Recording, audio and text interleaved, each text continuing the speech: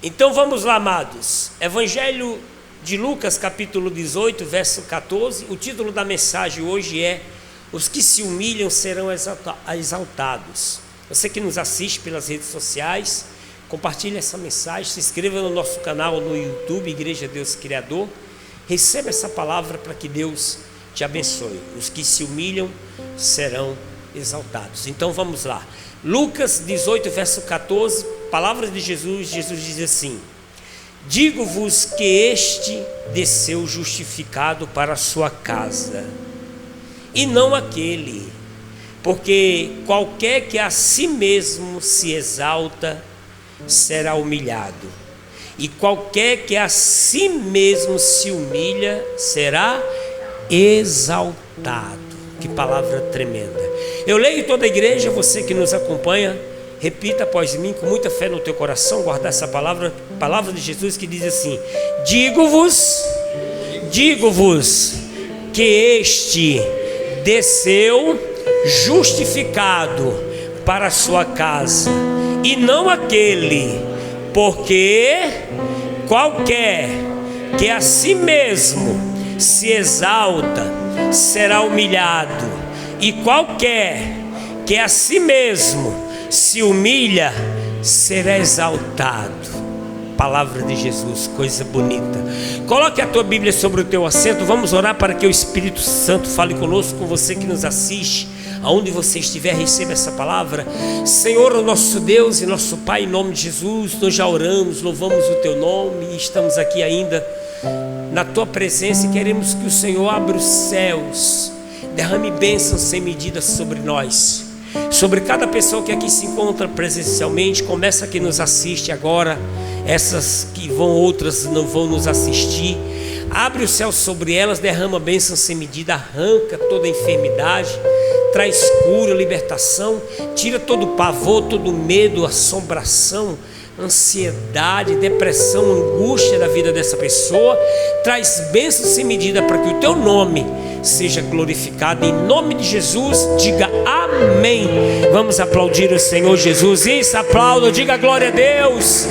Louvado seja o nome do Senhor Deus. Toma o teu assento, por gentileza, e vamos tomar posse da palavra. Simples e objetivo, e quero que você entenda, porque o Espírito Santo é quem te faz entender. Que Ele use a minha boca, os teus ouvidos, nossos ouvidos, para compreender até o nosso coração.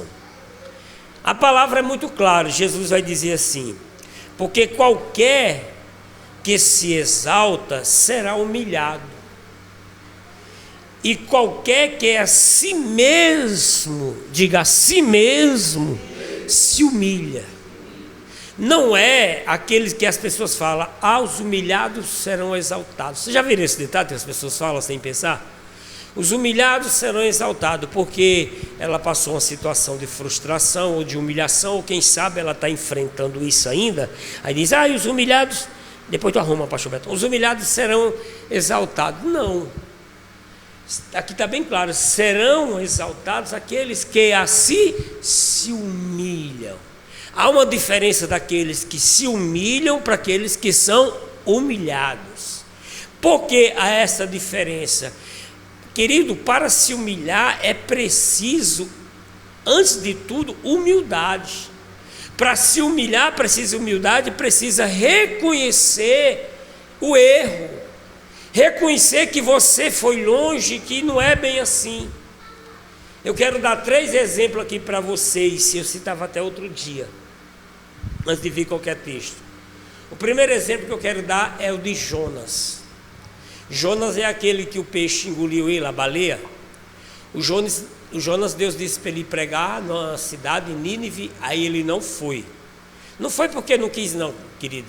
Porque quando você lê o relato, diz que os moradores, os habitantes de Nínive eram homens pecadores e maus.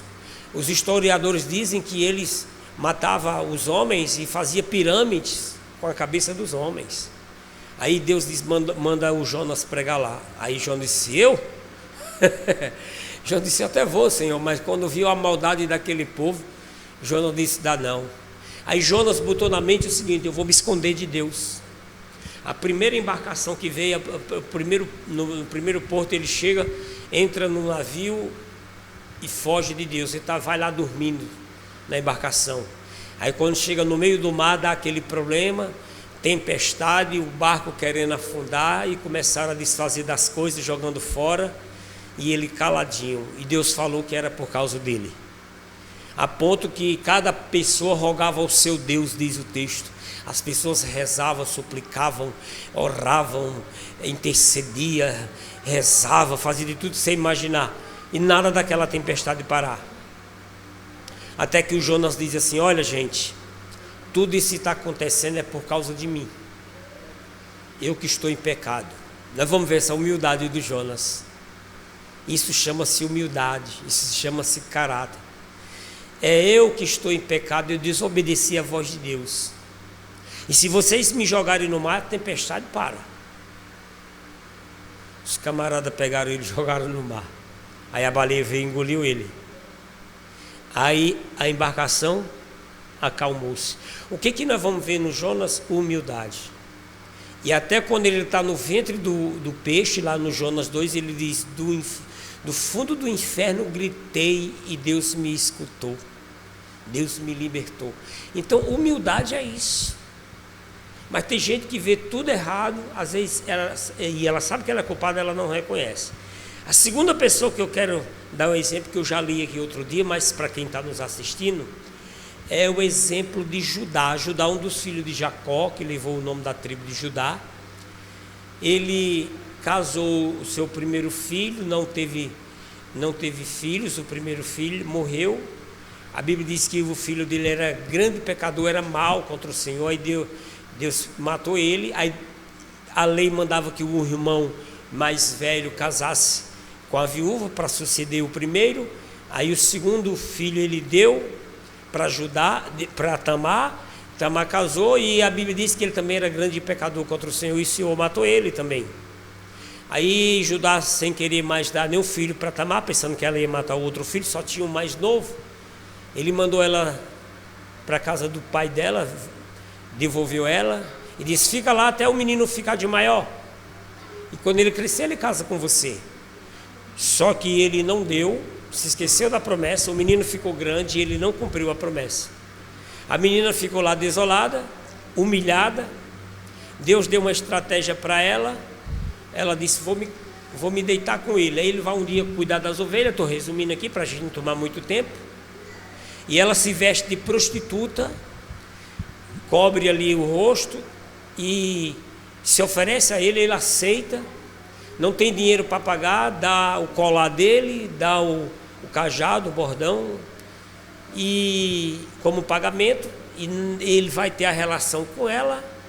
Depois ele manda um cabrito para pagar, receber o cajado, o seu bordão, o seu colar. A menina não está lá, ninguém nunca viu ela lá. Você vê como é que Deus faz. E dessa relação ela fica grávida de gêmeos. Aí foi passando os tempos, o Judá soube que ela estava grávida. De imediato ele foi para lá. Naquela época, quando a mulher traía, se fosse adultério, tem que ser apedrejada. Aí quando se prepara para apedrejar ela, para tirar a vida dela, aí ela pega, mostra os objetos que tinha recebido da pessoa que teve a relação com ela. O cajado, o cordão, o amuleto, mostrou. Ela disse: do homem que eu estou grávida é esses pertences. Quando ele vê, ele podia negar, deixar para lá, fazer de conta que não era com ele, ou se ela dissesse que era dele, ele negar. Mas ele na hora intervém e diz assim: não, porque mais justa do que eu ela é, menos pecadora do que eu ela é justa. Ele tem a humildade de reconhecer que aqueles pertencem a dele, assumir ela como esposa, assumir as crianças e não deixar que uma injustiça fosse acometida, fosse levada para prejudicar pessoas. O terceiro exemplo que eu quero dar para você de humildade, que só vai ser atendido àqueles que se humilham. Para se humilhar precisa de humildade. É o filho pródigo. Você lembra do filho pródigo? O pai tinha 2 filhos e eles trabalhando no campo. Eu gosto muito dessa parábola. Qualquer dia eu vou pregar sobre ela aqui. E aí, trabalhando no campo, um dos filhos, o mais novo, olha para o pai e diz: pai, me dá a parte da minha herança. É tanto que a herança até hoje é um problema. Me dá a parte da minha herança. Quer dizer, o pai vivo, o filho pede a herança. Menino, se é pai, eu tinha tomado uma surra grande, viu, meu irmão? É o quê? Está desejando eu morrer? Tome, não era não? Aí o pai não. O pai vai lá, vende tudo quanto é direito do filho, dá herança para o filho. O filho vai-se embora, você sabe disso. Gasta tudo quanto tem, com os amigos, na vida. Gastou todo o dinheiro. E aí ele cai numa situação caótica, ele cai na miséria, que não tem mais o que comer. E ele começa a cuidar dos porcos, trabalhar na fazenda, tratando de porcos, comendo as lavagens. O texto diz, olha como é que está as coisas, eu gosto da palavra. O texto diz que ele disputava com os porcos para comer as bolotas. Você sabe o que é bolotas? Tem 2 significados para bolotas. O primeiro, que é para lavagem mesmo, que a lavagem fica podre, aquelas bolotas de arroz, de feijão, de tudo que é coisa podre, carne ali, é bolotas, é nojeira. E outras bolotas que eles usavam e davam, era aquela frutinha do mandacaru, chamada de um nome bonito aqui no mercado, sabe como? Pitaia. Já viram o nome? Já sabe o que é pitaia? Caro, R$24 o quilo. Eu achei tão bonita que era diferente da nossa, lá vai eu comprar, comprei, é gostosa. Cai, eu digo, eu não sei não. Olha, pode me chamar de matuto, mas eu não estou nem aí. Quando eu não sei das coisas, eu pergunto. Chamei o vendedor lá, digo, meu filho, vem cá. Essa pitaia, como é que é a fruta dele? Quando o caba me explicou que era o pé de mandacaru, a mesma que eu comia lá no interior de graça, aí eu paguei R$22, R$24. Eu fiquei doido, eu digo, não, você está brincando comigo. Isso é o mesmo mandacaru, chique. Que existe vários tipos de pitaia. Tem a que você planta, mas é a mesma lá, nossa, do mandacaru, aquela bolinha tem umas branquinhas e tem outras vermelhas. A gente tinha nojo. Aí eu paguei R$24 aqui, comprei só 2 para experimentar. Os meninos nem quiseram, eu comi, porque eu docinho, eu digo, mas eu comendo a pitaia, mandacaru que lá tinha de graça, aí eu botava para fora. Olha como é que é o negócio. Então a outra bolota era o fruto do chique, era o fruto do mandacaru, que é aquelas bolotas que eles cortavam, davam para os porcos. Eles dão até hoje, mas a partir de hoje, quando eu chegar lá no meu interior, eu vou catar tudinho, vou trazer, vou comer, que aquilo é caro. Eu vou bem na época, juntar nos pés, tem espinho com força, mas a gente só derrubar e trazer para casa. Saudável, R$24, quando é promoção é 22, só tira R$2 aqui. Aí quando jogava para os porcos, o filho pródigo começava a disputar com os porcos, para pegar uma bolota daquela para se alimentar. Aí ele cai em si. Porque, vou te dizer uma coisa, a se humilhar tem que ter humildade, e a humildade é o contrário da soberba. Porque tem gente que está sendo humilhado, mas não reconhece, deixa a soberba tomar conta. Quando ele pega aquelas bolotas para comer, querido, aí o texto diz que ele, caindo em si, está aqui em Lucas também, ele lembrou da casa do pai e ele diz assim: os trabalhadores do meu pai têm pão para comer, tem uma mesa, e eu aqui pereço de fome. Já sei o que vou fazer. Olha o que é humildade. Levantar-me-ei, eu gosto desse texto. Levantar-me-ei, irei ter com meu pai e direi: pai, pequei contra ti e contra os céus, não sou digno de ser chamado teu filho. E ele não fica só nas palavras não, que tem gente que ensaia, mas na hora de pedir desculpa, pedir perdão, não pede. Ele se levanta, vai de encontro ao pai dele, recebe perdão, o pai dele dá uma festa, bota um anel no seu dedo, um colar no pescoço, dá aquela maior festa para aquele filho. Isso é para quem se humilha. Os que se humilham, eles têm humildade. Já os que não se humilham, ele tem soberba. E a soberba só traz o fracasso, a derrota. Provérbios 16, lá depois de Salmos, Salmos está no meio da Bíblia, lá em Provérbios capítulo 16, o verso 18 e 19, diz assim, Provérbios 16, verso 18, olha o que diz, palavra forte, 16, 18, a soberba procede à ruína, e a altivez de espírito procede à queda. Como tem gente soberba, não dá o braço a torcer, não pede desculpa, acha estar sempre certa, aprendeu daquele jeito. 19, melhor é ser humilde de espírito com os mansos, do que repartir despojos com os soberbos. É bom você estar na humildade com pessoas simples do que querer você estar lá em cima na soberba. Então, isso é que traz o fracasso na vida da pessoa. Por isso que Jesus vai contar aquele versículo, aquela parábola, citou aquele versículo que nós lemos. Porque vai contar a história de um fariseu e um publicano. Quem é o fariseu? O fariseu se denominava o homem mais justo da época, o mais santo, religioso. E o publicano era quem? Aquela pessoa mais errada que tinha, a pecadora. Aí os dois vão no templo orar, mas aí ele se esquece da soberba, da falta de humildade do fariseu. E nós vamos ver quem é que Deus escuta. Voltemos para o Evangelho de Lucas, por gentileza, o capítulo de número 18. Eu quero ler a partir do verso 9 em diante. Vai tomando posse aí, vai aprendendo. Tenha humildade. Se você machucar o seu filho, pedir desculpa, filho, me desculpe, eu errei. Mas não faça de novo não, que eu lhe lasco, né?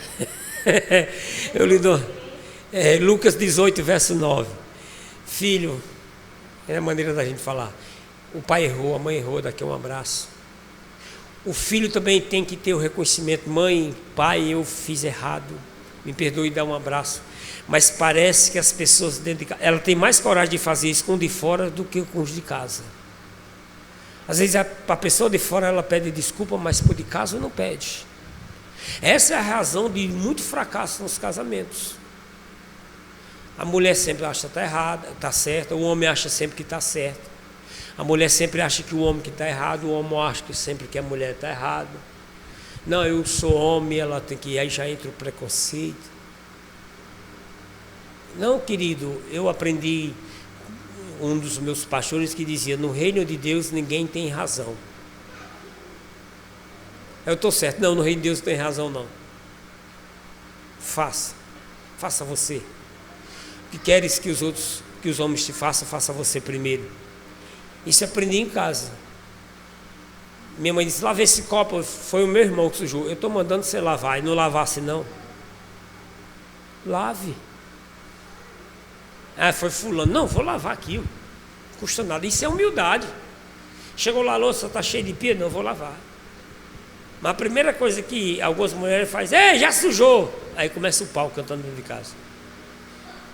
E isso deixa homens depressivos. Eu conheço homens assim. Eles ficaram, não sei, não vou dizer depressivo, que é muito pesado, mas ele pegou uma mania, um cacoete, um sexo, como diz lá no interior. Ele ficou tão ligado assim na limpeza, porque eu conheço um amigo assim, mas é tanta mulher pressionar. Sujou isso, sujou aquilo. Querida, se você não quer lavar louça, não se case.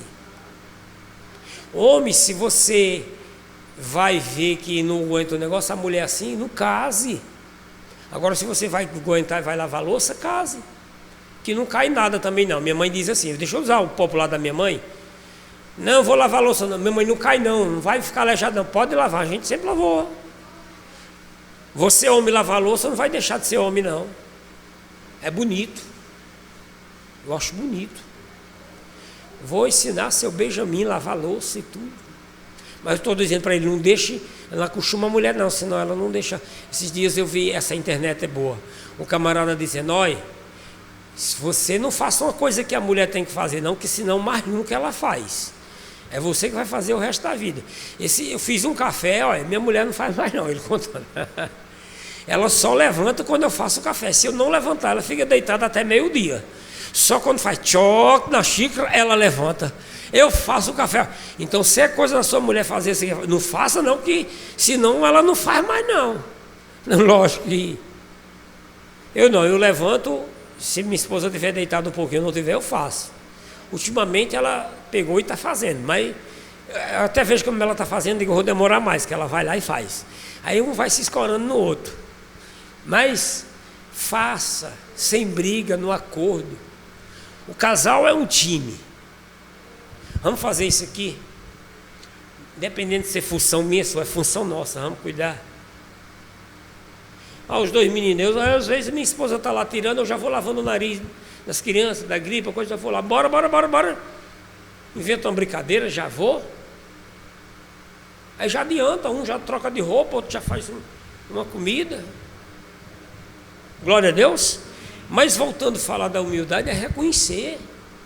E esses dois homens foram orar, Jesus vai contar isso, o Evangelho de Lucas 18:9. E disse também esta parábola: uns que confiavam em si mesmos, crendo que eram justos, e desprezavam os outros. Esse é o problema. Eu conheço gente assim, eu sou justo demais, eu faço isso. Não, querido, não é você que tem que dizer isso não, isso é egolatria, a pessoa fica se auto-elogiando, egolatria. Eu faço isso, não. Vai lá e mostra o que você tem que fazer. Eu sou. O único eu sou é o Deus Todo-Poderoso. Eu sou o que sou. É o nome de Deus. Continuando, Lucas 18, verso 10. 2 homens subiram ao templo a orar.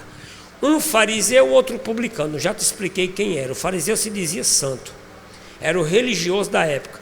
Era aquele povo que não só usava as roupas lá embaixo, não cortava o cabelo. Tem uns de hoje aí, uns do século 21, mais atualizados. 11.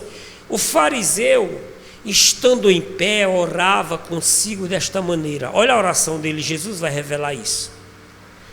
Ó Deus, graças te dou, porque não sou como os demais homens. Olha que bicho orgulhoso, soberbo. Não sou como os demais homens, roubadores, injustos, adúlteros, nem como este publicano. Ele se estende para Deus e diz: não sou como os demais homens. Ele se auto-intitula justo, santo. Não sou como os demais homens. E aí ele dá a definição dos demais homens. O que que os outros homens são? Roubadores. Já vou te dizer por que são roubadores. Além de ladrões, não devolvi o dízimo. Vou já te mostrar isso. São roubadores. Versículo 11. São injustos os demais homens, que o mundo não julga, não quer saber não. Adúlteros, vivem na prostituição.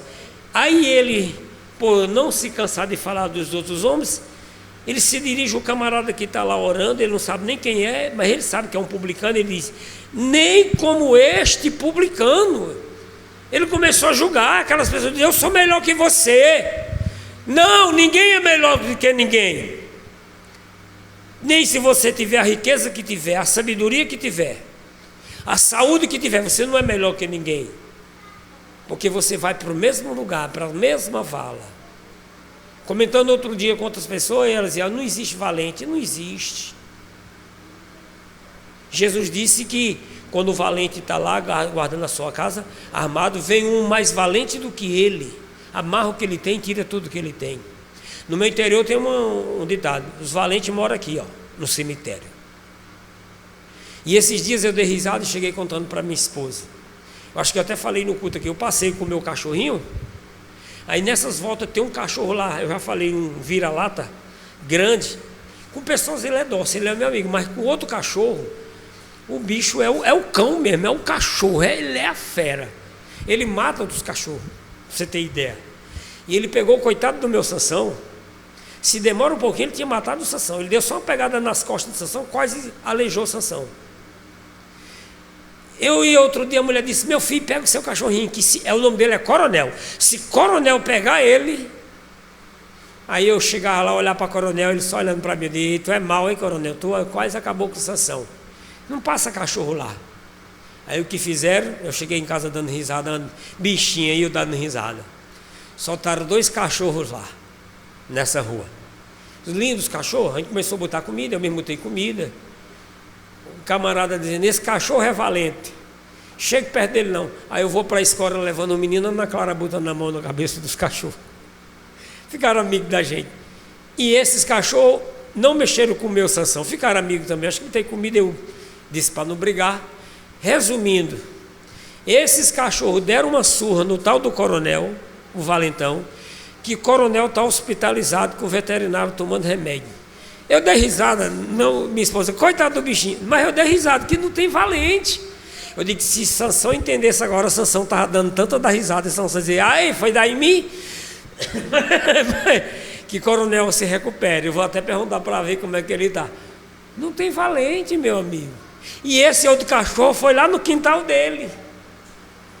Aí tem gente que se acha o melhor que os outros.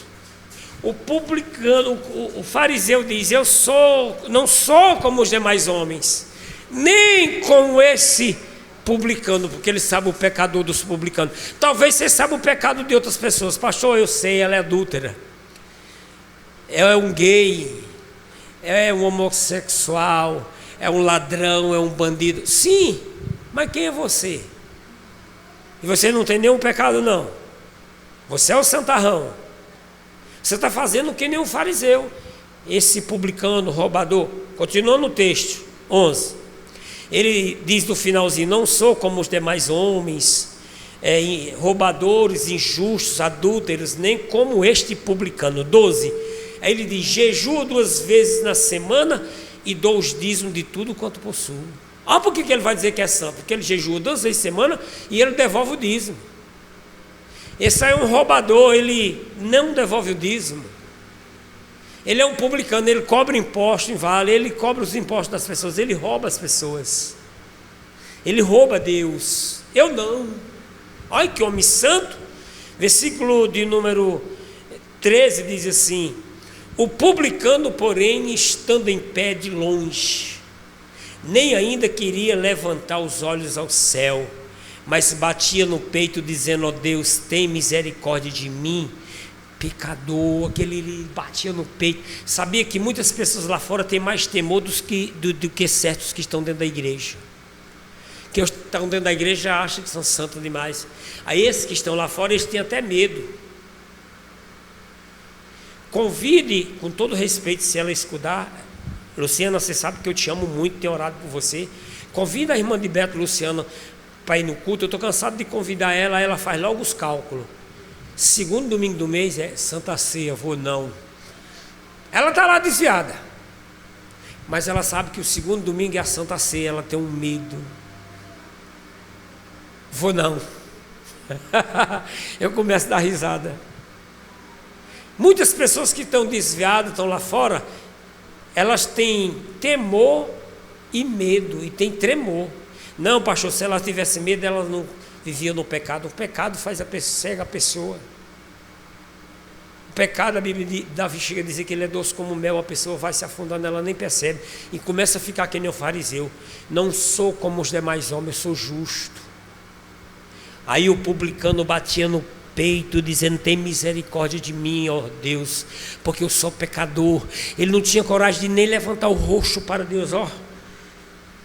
Lá atrás, o versículo de número 14 diz, digo-vos que este desceu justificado para a sua casa, e não aquele, porque qualquer que a si mesmo se exalta, será humilhado, e qualquer que a si mesmo se humilha, será exaltado.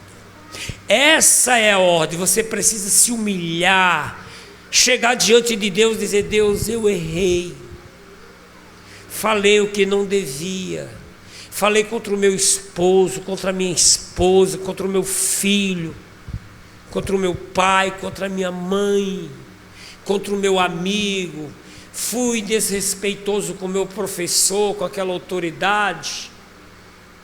Aí, independente da pessoa, seja o que for, mas seja você respeitoso, respeitosa.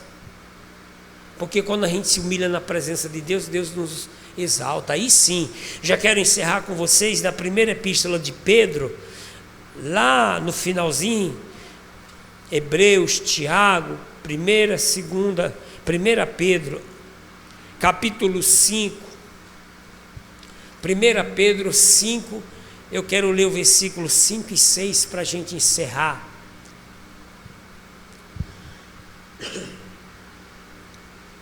Israel, bota uns carocinhos d'água para nós aí. Só meio copo mesmo. 1 Pedro 5, versos 5 e 6 diz assim: acharam? Semelhantemente vós, mancebos, jovens, sede sujeitos aos anciãos. Os mais novos respeitam os mais velhos. Isso não é só ensinamento dos nossos pais, não. Isso é bíblico. O mais novo tem que respeitar. A minha esposa contou um relato para mim hoje, antes da gente vir para o culto. Vixe, eu passei mal. Porque quando a gente é doutrinado, a gente não aceita. Quer ver um pai de família passar mal? É ele ter sido doutrinado. Aí ele chega na rua, vê um filho desrespeitando o pai e a mãe, e o pai e a mãe não faz nada. A gente passa mal. A gente dá vontade de pegar uma corda e danar e ser preso e apanhar também, porque a gente não aceita. Isso é bíblico. 1 Pedro, obrigado meu filho. 1 Pedro 5,5: semelhante vós, mancebos, jovens, sujeitai-vos os anciãos, os mais velhos, sede todos, olha que coisa linda, sede todos sujeitos uns aos outros, respeitando, querido, uns aos outros, revestivos de humildade, porque Deus resiste aos soberbos, mas dá graça aos humildes. 6: humilhai-vos debaixo da potente mão de Deus, para que ao seu tempo Ele vos exalte. Glória a Deus. Se humilhe perante Deus, porque no tempo certo Ele vai te honrar, vai te exaltar. Não é os humilhados serão exaltados, não, os que se humilham. Quantos entendem e tomam posse em nome de Jesus? Vamos colocar todos em pés. Vamos aplaudir a palavra de Deus, o Senhor, com muita alegria. Diga glória a Deus. Louvado seja o nome do Senhor Deus.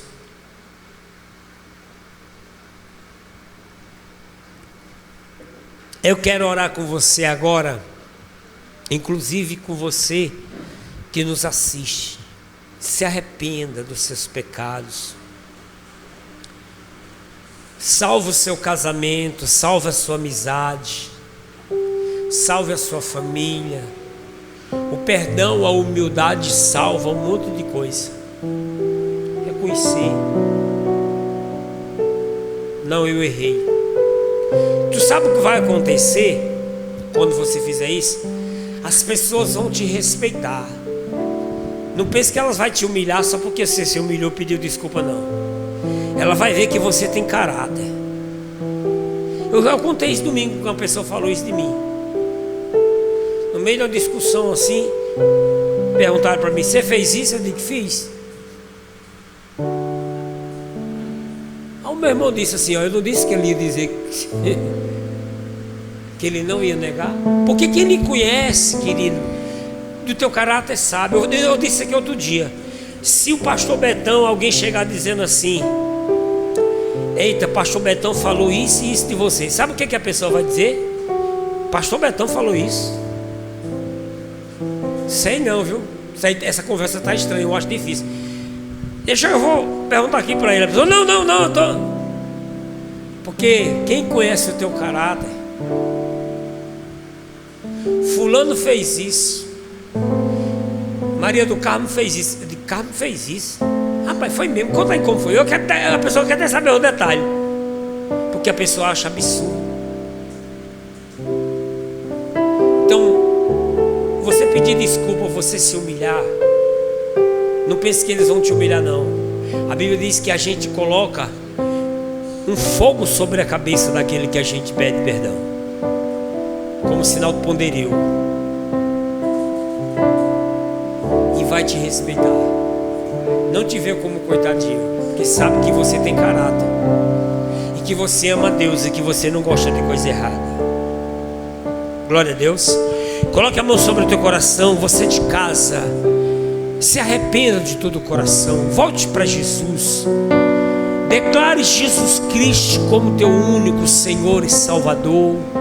Coloque a mão sobre o teu coração, onde você estiver, no presídio, no manicômio, no hospital, receba essa oração, se converta de verdade, ore a Deus assim comigo, toda a igreja, diga: Senhor meu Deus e meu Pai, eu me arrependo dos meus pecados, Senhor, de todo o coração, me dê forças para reconhecer, diga, o meu erro, as minhas falhas, em nome de Jesus. Continue com teus olhos fechados, vai falando com o Senhor. Oh Deus, em nome de Jesus, obrigado por essa palavra. Traz a chama do Espírito Santo no coração desse homem. Acende o fogo na vida dela, desta mulher, deste teu servo, desta tua serva. Faz ela reconhecer onde ela errou. Dá sabedoria para ela lidar com essa situação, reverter esse quadro. Mesmo que não errou, mas transtornar a situação. Em nome de Jesus, tira essa pessoa do fundo do poço, do abismo. Arranca, meu Deus, o câncer, a diabetes, a leucemia. Arranca, meu Deus, a mágoa no coração, a tristeza. Tira essa pessoa do mais profundo abismo. Levanta o rosto dela, salva o casamento, salva a vida amorosa, sentimental. Eu abençoo a vida sentimental dessa pessoa. Traz a alegria do Espírito Santo para a vida dela. Em nome de Jesus, meu Deus, que haja paz, amor nesse casamento, nessa casa. Restitui a vida financeira, restitui tudo quanto essa pessoa fizer. Colocar a sua mão, a planta do pé. Abençoe esse casal, os filhos, a faculdade, o emprego, em nome de Jesus. Adore o Senhor, vai glorificando, vai dizendo obrigado, meu Deus. Eu te agradeço, Senhor, Tu és o meu Deus, aleluia. Oh, aleluia. Tocarei, como criança eu serei, mas olha pra mim. Se humilha como publicano que batia no peito e dizia: tem misericórdia de mim, Senhor, porque sou pecador. Como criança eu serei, mas olha pra mim, olha pra mim. O Senhor está olhando para você. Oh Deus, abre os céus. Oh aleluia. Para mim, estenda as tuas mãos, Senhor, para essa pessoa. Pega as tuas mãos, sinta a presença de Deus. Oh, eu preciso tanto, pois eu preciso do teu olhar. Oh, até que ponto você vai para que a glória de Deus for preciso para te ver? É a presença dele, pois não posso deixar que siga sem me perceber. Não importa a multidão, só eu sei do que eu preciso, e eu preciso do teu olhar, do teu olhar, do teu olhar. Oh, que o Senhor olhe para você nessa noite, nesse momento, aonde você estiver, nessa tarde, nessa manhã, nesse quarto escuro, nesse leito. Levanta-te, que Ele é contigo. Sinta o Senhor te tocando aí agora. Oh glória, a presença de Deus na tua vida. Oh aleluia, é o fogo de Deus. Erga as tuas mãos e diga: obrigado, Senhor, eu recebo em nome de Jesus. Aplauda ao Senhor Jesus. Diga glória a Deus. É tão bom quando a gente recebe esse refrigério, esse perdão de Deus. Pai, pequei contra ti, contra os céus, não sou digno de ser chamado teu filho. Muito bonito. Faz tanto tempo que eu li esse texto, mas eu não esqueço disso. Se humilhe, querido, seja você. Não dê chance nem oportunidade para o diabo. Amém? Nós já vamos encerrar. Você que assiste, nos ajude com a tua contribuição, com a tua oferta, o teu melhor. Pode usar a chave Pix que tem aí. Seja fiel a Deus. O publicano, o fariseu se achava tão santo porque ele devolvia o dízimo. Mas não adianta devolver o dízimo se você não perdoa as pessoas, se você não ama. Devolva o dízimo, mas ame, perdoe em nome de Jesus. Deus abençoe sua semana, colabore, que Deus abençoe sua vida. Até a próxima em nome de Jesus.